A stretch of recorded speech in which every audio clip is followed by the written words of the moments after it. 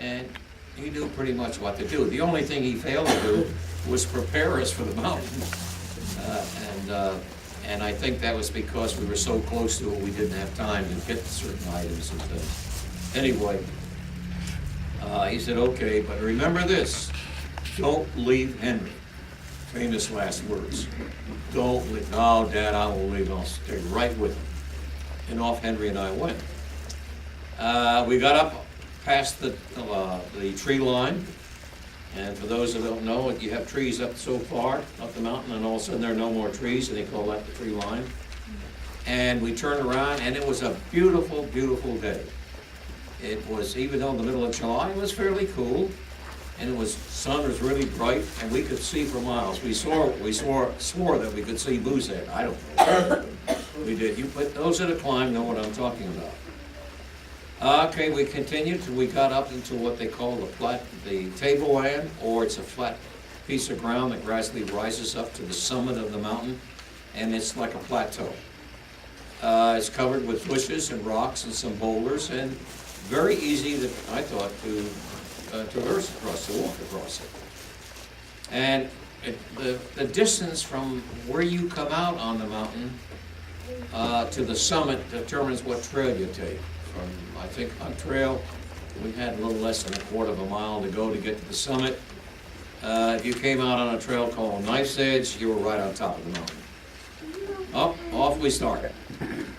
And about, I don't know how far we'd gone when Henry said, look behind you, Donn. And I did, and here coming was this wicked black cloud. I mean, it was really black. And it was covering most of the plateau behind us. And then it hit us, and it was a storm. And as most of you know, storms come up very quickly on top of mountains, very quickly. And they can either be good or bad, and this happened to be a bad one. And the wind really hit us, and it drove the fog in, and it was just like fog. I mean, the clouds in it was just like fog. You couldn't see from me back to Mr. Cole back there. And the wind was blowing, and the temperature dropped. It got down to freezing, they told me later on when I came out. They said you had gotten pretty darn up below freezing. And it started to rain, and then it turned to sleet. And I thought that was kind of strange, having in the middle of July, you know, and all of a sudden here's the temperature down, and it's sleeting. Anyway, Henry and I jumped behind some rocks, pretty good-sized rocks, to get out of that wind. And within a couple of minutes, the wind kind of died down, and the clouds separated, and we could see this gentleman some distance from us, and he spotted us, apparently, and he started waving at us to come, I guess, to come join him. And by the time we discussed it, said we go over there, well, I don't know. And all of a sudden, the clouds came back in, and you couldn't see him. We said, oh, we'll meet up with him later. Dumb, stupid, we should have gone over and joined him.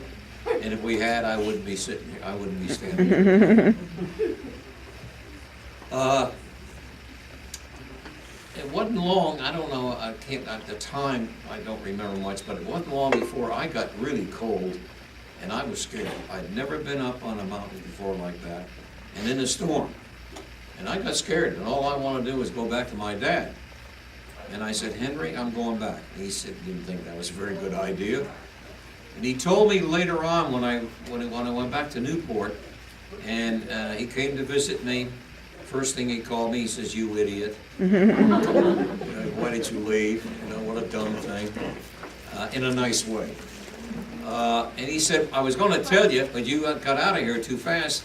Why don't we wait here till the storm abates and your dad comes up the trail with the rest of it, and we can meet him. Or go to the top and meet him there, or go back down the trail and meet him. But he says, you got out of here so fast I couldn't try to keep you stay here. And he did try to stop me, not only physically, but I went. And it was the stupidest thing I ever did in my life.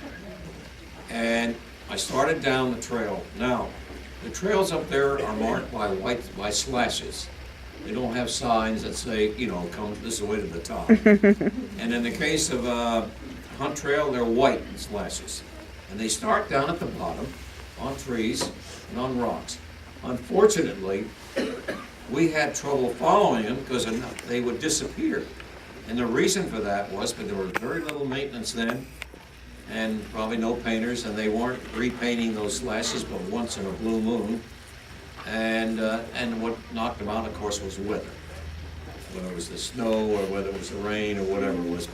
So we had trouble, as I'm sure my dad did, when we'd lose the slashes, we'd have to look around and go, try to go up straight. There was no really beaten path because there were very few people climbing the mountain, so you had to depend on these slashes. But we'd find them, and we start up again. Now, I lost them. I hadn't gone very far from Henry. I don't know how far. And you're walking in that fog-like clouds, you can't really tell. And I lost them, and I didn't get too excited. I said, I'll find them like we did before, and I'm looking around. And this went on for a little while. I didn't find them, and then I started getting scared, and I said, I can't find them. Then I realized that I was in trouble, and I panicked. I really panicked. What should I have done, guys? I should have stayed right in one place, shouldn't I? And even though it was cold, I could run around a little bit, and get warm. But I should have stayed in one place. Of course, remember my dad's famous last word, don't believe Henry. Oh, no, Dad, I don't believe Henry. And my dad didn't let me forget that.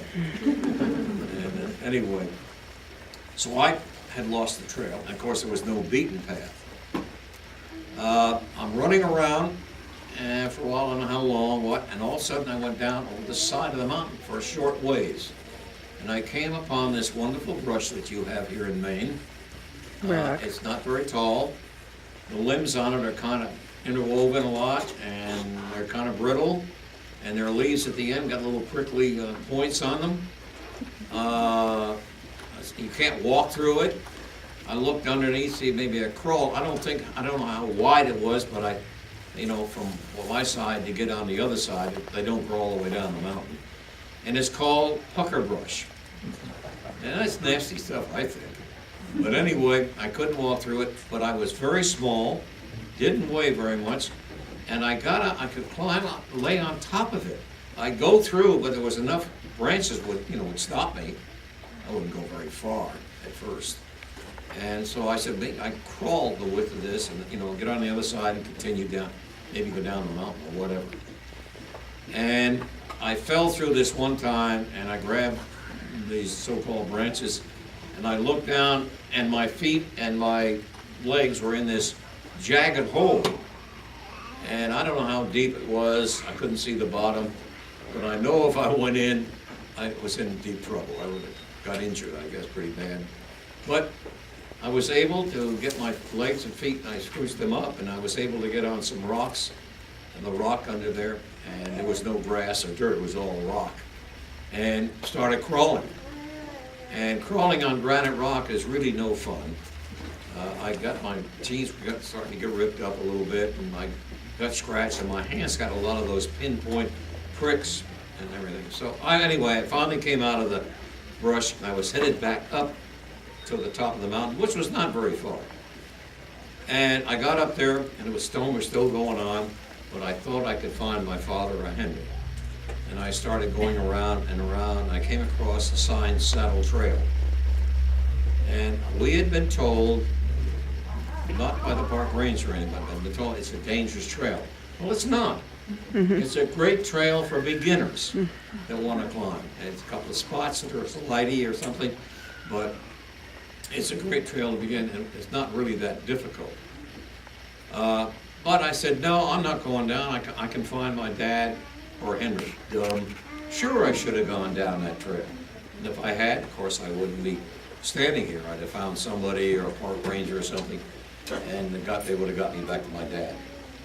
So here I am going around again. I come right back to the Saddle Trail. And I knew then that I was going in circles. Then I had the bright idea, why don't I go down the side of the mountain to the bottom? I'll find a trail, and then when I get to the bottom, I'll find a campsite, and then they get me back to my dad.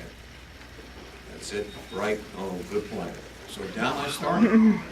I didn't find a trail, but I did find an avalanche slide. I went down that. And I don't know if anybody's ever gone down an avalanche slide, but I wouldn't recommend it.